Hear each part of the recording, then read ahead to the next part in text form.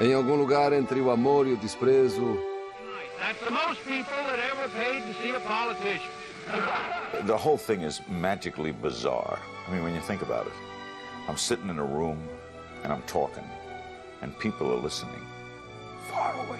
I mean, it's like crazy. em algum lugar entre o pombo-correio e a televisão, Will Irene succeed in recapturing John's love? Will John go back to... Radio made the world smaller, just that fast. houve e ainda há o rádio.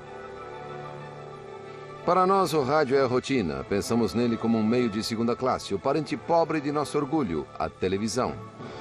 Mas há menos de 100 anos, a descoberta de que o povo podia se comunicar a grandes distâncias sem fio galvanizou este planeta num grau que nunca foi igualado. Hoje, em Maravilhas Modernas, o rádio vindo do éter.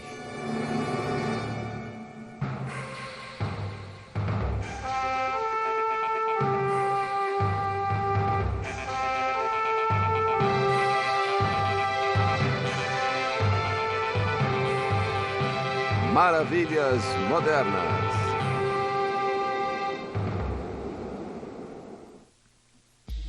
Yesterday, December 7th, 1941, a date which will live in infamy. A 8 de dezembro de 1941, 60 milhões de americanos ligaram os rádios para ouvir o presidente Franklin Delano Roosevelt pedir ao Congresso que declarasse guerra ao Japão. Nesse dia de 1941, o rádio ocupava uma posição central na vida americana. As pessoas ouviam-no para obter informações, divertir-se, às vezes rezar, e para animar o mundo à sua volta. Ninguém conhecia o poder do rádio mais do que Roosevelt, que o usara com muita eficácia para animar os americanos nos dias negros da Depressão. Agora, mais uma vez, eles ouviam a voz conhecida do presidente em salas de estar, escritórios, automóveis, restaurantes, supermercados e postos de gasolina. O rádio invadia tudo, era móvel nas casas, mas poucas décadas antes ele ainda não existia. Não foi Marconi?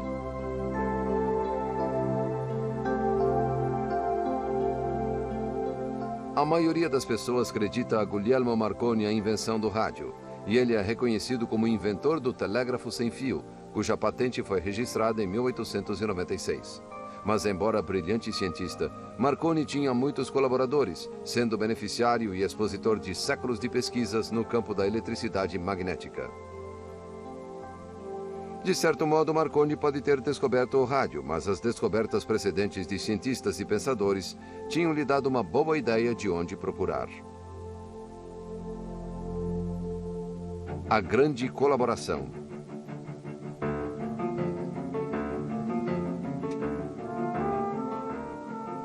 O instinto de guerra do homem criou a necessidade de rápidas comunicações à distância para obter vantagens sobre o inimigo. Os cavaleiros medievais refletiam os raios de sol em seus escudos para sinalizar. Os soldados de Napoleão convocavam um exército com trombetas e tambores. Os índios americanos emitiam sinais de fumaça, enquanto os colonos americanos se comunicavam com bandeiras. No início do século XIX, a descoberta e o desenvolvimento do eletroímã tornou a telegrafia, comunicação por cabos, cientificamente possível. Em 1835, Samuel Morse enviou sua primeira mensagem em pontos e traços por cabo telegráfico de Washington a Baltimore, o que criou Deus. No início da Guerra Civil, o mesmo país que iria se dividir num conflito entre Norte e Sul havia se unido de leste a oeste com uma linha transcontinental de cabos telegráficos. 2 anos após a guerra, inaugurou-se um cabo transatlântico. Não muito depois disso, os cientistas perceberam que a corrente que fluía nos cabos magnetizava objetos metálicos, mesmo a distância considerável. A razão permaneceu um mistério até 1856, quando James Clerk Maxwell, físico inglês, provou matematicamente que os impulsos elétricos viajavam no espaço em forma de ondas. Essas ondas eletromagnéticas eram similares na forma e tinham a mesma velocidade da luz. Well, I think the history of radio starts with a man named Clerk Maxwell in the 19th century, who really stands as one of the most important physicists of all time, and really as important as Newton. Clerk Maxwell postulated the existence of electromagnetic waves, which of course are responsible not only for sound, but for all of the light that we have around us. Em 1887, Heinrich Hertz, cientista alemão, usou a teoria de Maxwell. Inventou um aparelho com duas bolas de metal separadas por um pequeno espaço. Ligou esse dispositivo a uma serpentina, uma bateria, uma chave e uma garrafa de Leyden para armazenar eletricidade. Com uma faísca da chave, Hertz fez elétrons saltarem pelo espaço entre as bolas, alternando a polaridade de negativa para positiva. E chamou o aparelho de oscilador, pois a faísca oscilava ou ia para frente e para trás continuamente, desde que a corrente alternada se mantivesse. Avançando na experiência, Hertz conectou uma bola de metal às duas pontas de um cabo. Deu forma de anel ao cabo, mas deixou uma estreita abertura nas pontas. Em seguida, pôs o cabo perto do oscilador sem tocá-lo. Quando ligou o circuito, uma faísca saltou pela abertura do anel. Como isso poderia acontecer se anel e oscilador não estavam conectados? A resposta para Hertz estava na existência de ondas eletromagnéticas. Essas ondas tinham viajado pelo ar do oscilador ao anel. Essa experiência simples foi a primeira transmissão de rádio. O oscilador de Hertz tinha sido o transmissor e o anel fora o receptor. 5 anos mais tarde, Guglielmo Marconi, com 18 anos, soube dessas pesquisas de Hertz e viu imediatamente as possibilidades comerciais da comunicação, especialmente para a indústria naval. Transformou o terceiro andar de sua casa numa oficina, leu tudo o que lhe caiu nas mãos sobre ondas hertzianas e decidiu partir do ponto em que Hertz e outros haviam deixado.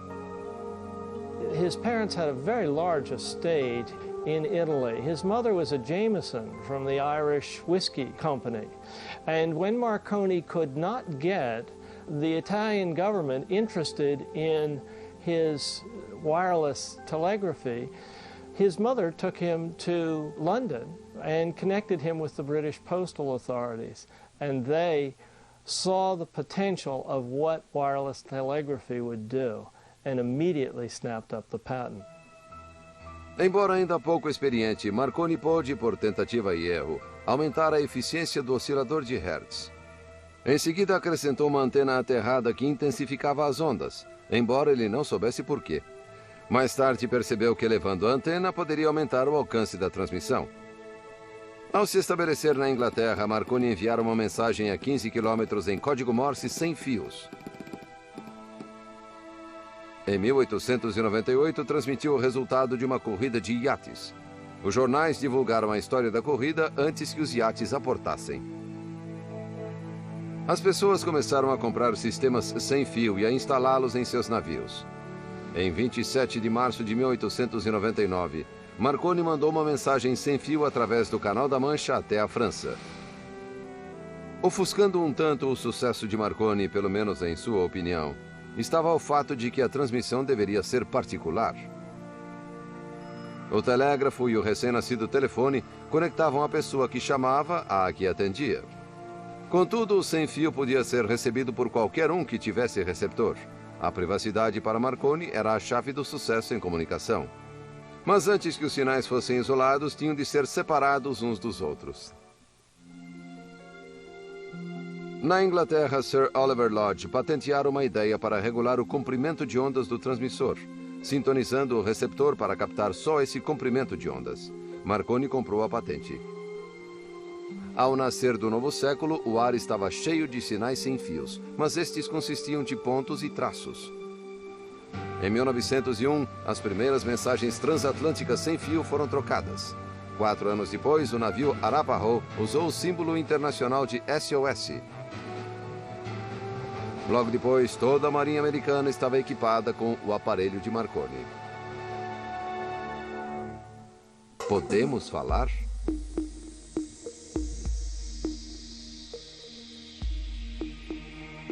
No Natal de 1906, operadores profissionais e amadores de telégrafos em Brant Rock, Massachusetts, captaram uma transmissão que jamais esqueceriam. Em vez de pontos e traços, ouviram vozes humanas e acordes de violino tocando um hino natalino. Quem transmitia era um cientista chamado Reginald Aubrey Fessenden. When Fessenden first played his violin on Christmas Eve, and the signal operators at first heard this music coming out on their earphones, can you imagine? They thought there was some kind of magic that was happening. What Fessenden did was he imprinted a voice on a radio wave, and he did this by creating, with the help of General Electric Company and a man named Ernst Alexanderson, something called the Alexanderson alternator, which was essentially an electric generator that moved so fast that it created not just electricity, but electromagnetic waves. Fessenden usou um microfone de carbono para converter a voz em sinal audível. Essa técnica de transmissão foi chamada amplitude modulada, ou AM, porque ela modulava a amplitude ou altura da onda. A transmissão natalina de Fessenden introduziu um novo conceito para o mundo, o de que qualquer pessoa podia captar os sinais, a irradiação. E como esse novo conceito sugeria ondas irradiadas por um ponto central, o termo rádio nasceu. Essa contribuição resultou num avanço espantoso no campo da comunicação. Mas aqui também terminou a cooperação. A partir daí, o rádio já não seria mera curiosidade, fantasia de inventor. Do dia para a noite, se tornaria líder, fazendo fortunas ou arruinando. A década seguinte veria a amarga rivalidade pelo controle desse novo meio de comunicação. Veria o surgimento de poderosas companhias e o fim do inventor individual. A guerra no rádio.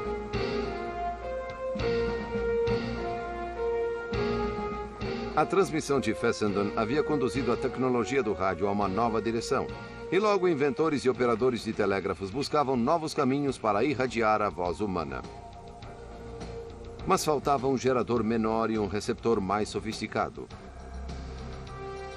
Os primeiros receptores continham pedrinhas de galena chamadas cristais. Elas mudavam a corrente alternada da onda para a corrente contínua, o que permitia a audição do som. Os galenas, como ficaram conhecidos, eram baratos e populares, mas como funcionavam apenas com a energia gerada pelos sinais de entrada, o operador tinha de usar fones de ouvido. Um dos auxiliares técnicos de Marconi, John Ambrose Fleming, percebeu que construir geradores grandes não era a chave para melhorar o desempenho dos rádios.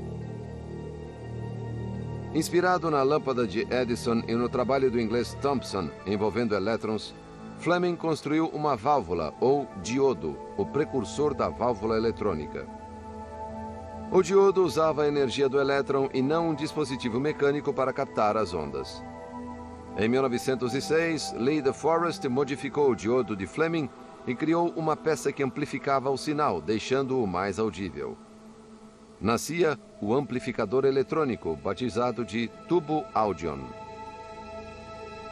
And he made the invention that changed the world, and that was the radio tube as we know it today. But the curious thing is, Lee de Forest didn't understand what he had invented. Em 1911, um engenheiro de 21 anos chamado Edwin Armstrong começou a estudar o tubo audion. Descobriu que seus elétrons moviam-se para frente e para trás ou oscilavam em ritmo regular. Essa corrente podia alimentar o sistema e amplificá-lo de novo, o que aumentava o poder do sinal. Esse princípio passou a ser conhecido como regeneração, e é um dos princípios básicos do rádio ainda hoje. Com a inovação de Armstrong, os geradores grandes e caros podiam ser substituídos por válvulas eletrônicas. O rádio tornou-se mais prático. Um homem predestinado.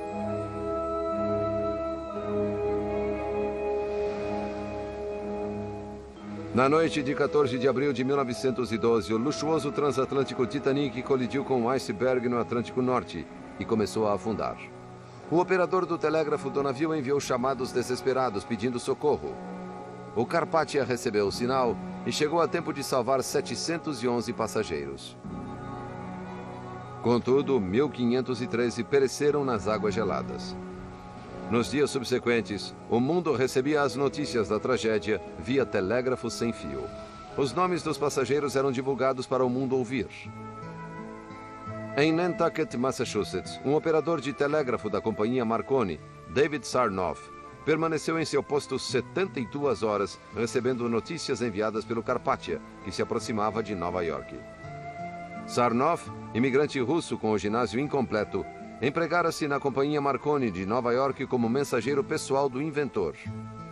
Seu cargo seguinte, operador de uma estação de Marconi, puseram no lugar certo e no momento certo. A tragédia do Titanic havia revelado a importância do rádio para a humanidade num momento de emergência. Mas David Sarnoff captou seu potencial para o comércio.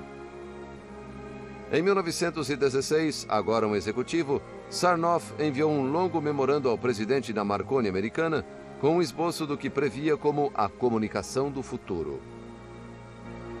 I have in mind a plan of development which would make radio a household utility.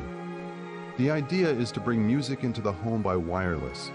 The receiver can be designed in the form of a simple radio music box and arranged for several different wavelengths which should be changeable with the throwing of a single switch or pressing of a single button. Also, events of national importance can be simultaneously announced and received.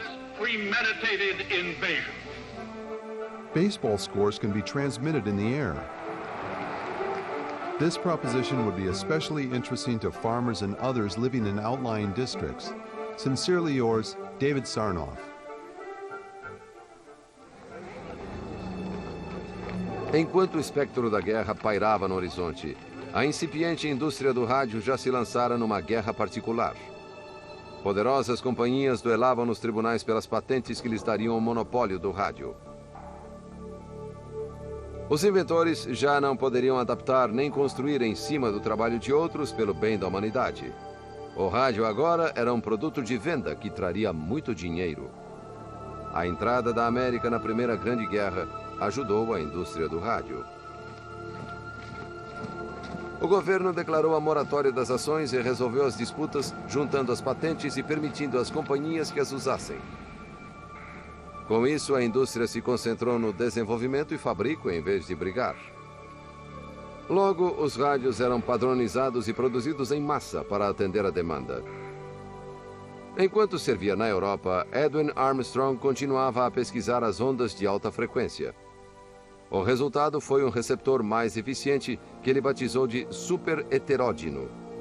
O super-heteródino melhorou a recepção, estreitando a faixa de frequência controlada pelos amplificadores. Isso ajudou a eliminar interferências indesejáveis e ainda melhorou o sinal. O super-heteródino de Armstrong, embora complexo, era simples de operar. Com um botão para o volume e outro para a sintonia, esse foi o primeiro receptor moderno. No final da guerra, o governo dos Estados Unidos compreendeu a importância do rádio e tratou de impedir que a indústria caísse em mãos de estrangeiros. A Companhia de Rádio da América foi formada com a General Electric à testa. As patentes e marcas da Marconi americana foram transferidas para a nova companhia. Em troca, a Marconi britânica poderia continuar a comprar peças americanas para os equipamentos que ela fabricava e vendia para o resto do mundo. A maioria dos empregados da Marconi americana, incluindo David Sarnoff, transferiu-se para a RCA. Sarnoff ainda sonhava vender caixas de rádio para uso nos lares. Mas outra companhia, a Westinghouse, passou-lhe adiante. A Westinghouse havia comprado os direitos exclusivos do super-heteródino de Armstrong e resolveu que o aproveitaria irradiando programas de suas emissoras e vendendo receptores ao público. A Westinghouse chamou Frank Conrad para construir uma estação nos altos da sua fábrica em Pittsburgh. A KDKA foi ao ar em 2 de novembro de 1920, irradiando as eleições presidenciais.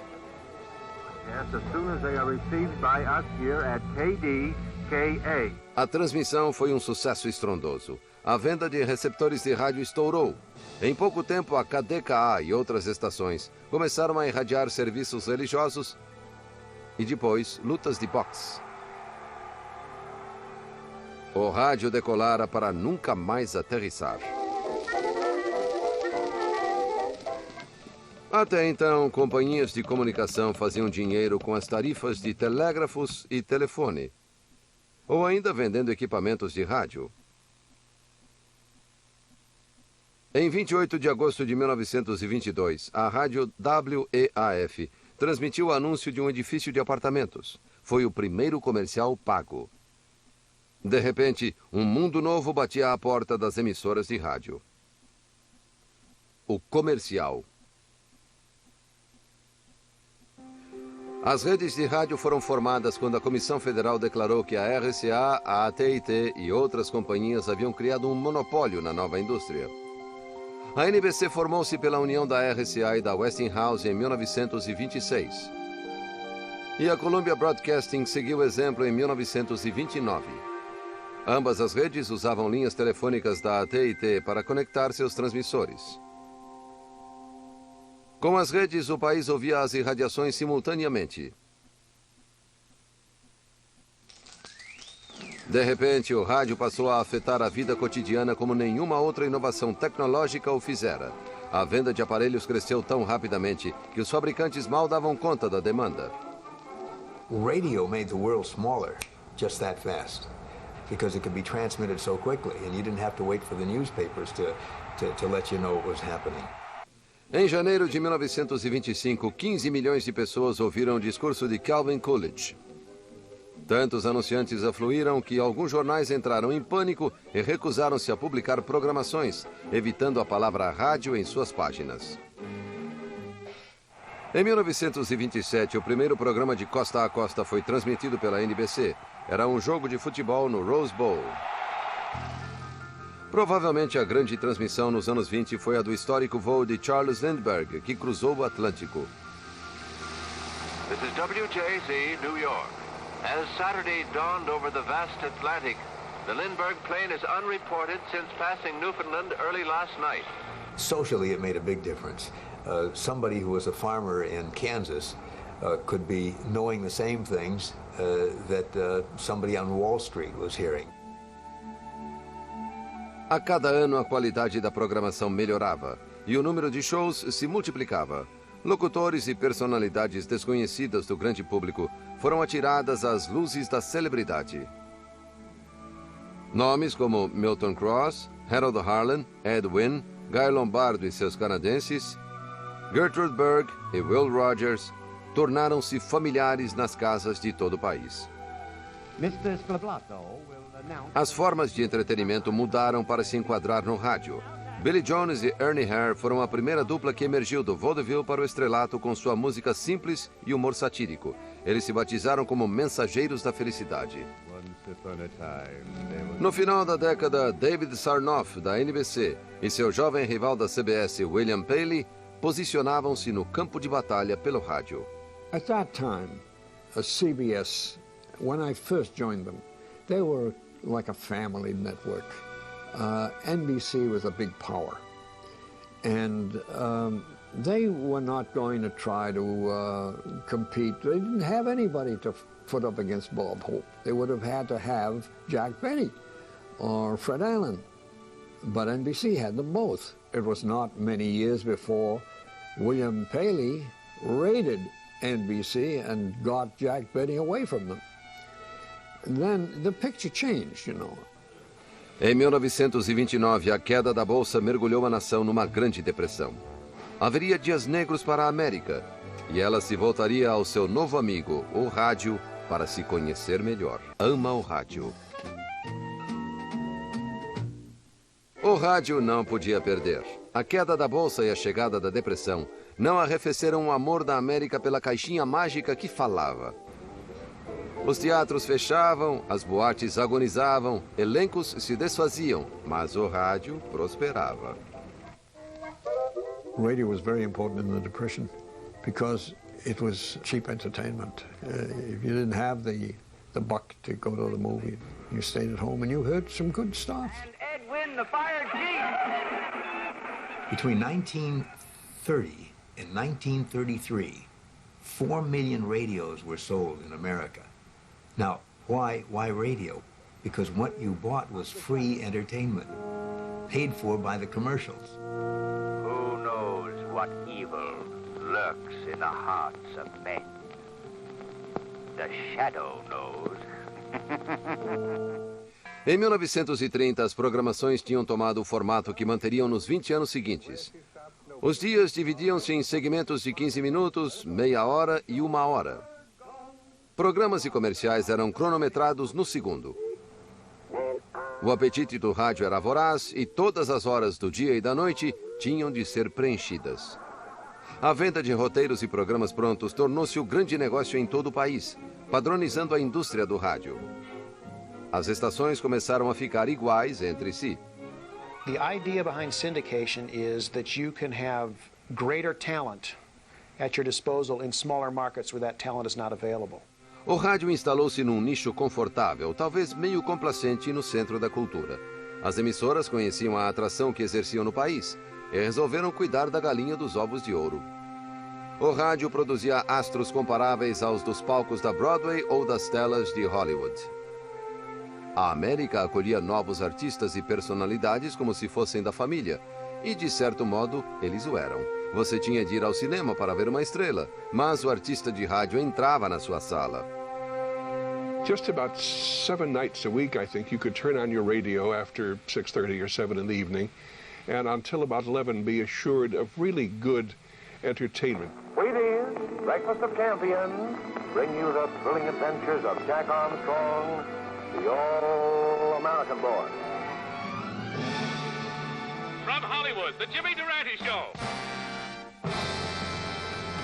The makers of Instant Chase and Sanborn Coffee present the Charlie McCarthy Show.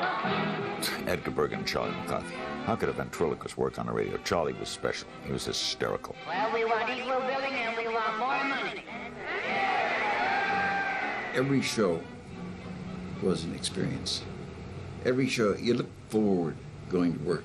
The sound effects men were there, the unsung heroes of early day radio. A good sound effects man can make or break it. I got to straighten out that closet one of these days. They knew that they wanted to have something aside from a fiery horse with the speed of light, a cloud of dust, and a hearty.